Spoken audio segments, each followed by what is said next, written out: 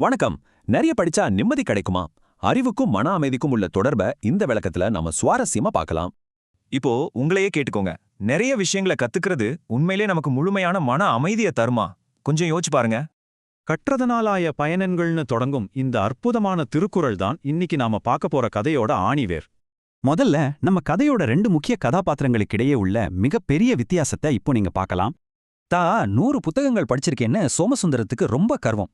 சுத்தி இருக்கிற எளிய மக்களை எப்பவும் கேலி செஞ்சுக்கிட்டே இருப்பார். ஆனா மாரியப்பன் அப்படி இல்ல. எந்த படிப்பும் இல்லைன்னாலும் தினமும் இறைவனை வணங்குறதுல அவருக்கான உண்மையான பலத்தை கண்டார். திடீர்னு ஒரு நாள் பயங்கரமான வெள்ளம் வருது. 2 பேரோட வாழ்க்கையிலையும் இது ஒரு மிகப்பெரிய நெருக்கடியை உருவாக்குது. வெள்ளத்துல விலை மதிப்பற்ற புத்தகங்கள் அடித்து செல்லப்படும்போது சோமசுந்தரத்தோட அந்த பரந்த அறிவு அவருக்கு எந்த மன அமைதியும் தரல. ஆனா இங்க கவனிங்க, அதே பயங்கரமான வெள்ளத்தை அந்த எளிய கிராமத்து மனுஷன் எவ்வளோ அமைதியா எதிர்கொள்றாருன்னு பாத்தீங்களா? இதுதான் கதையோட திருப்புமுனை. பயத்துல உறைஞ்சு போன சோமசுந்தரத்தோட மனசுல ரொம்ப ஆழமான இந்த ஒரு கேள்வி எழுகிறது. படிப்புங்கிறது மத்தவங்கள கேலி செய்ய இல்ல. கல்வியோட உண்மையான நோக்கத்தை மாரியப்பனோட இந்த நேரடியான பதில் ரொம்ப தெளிவா உணர்த்துது.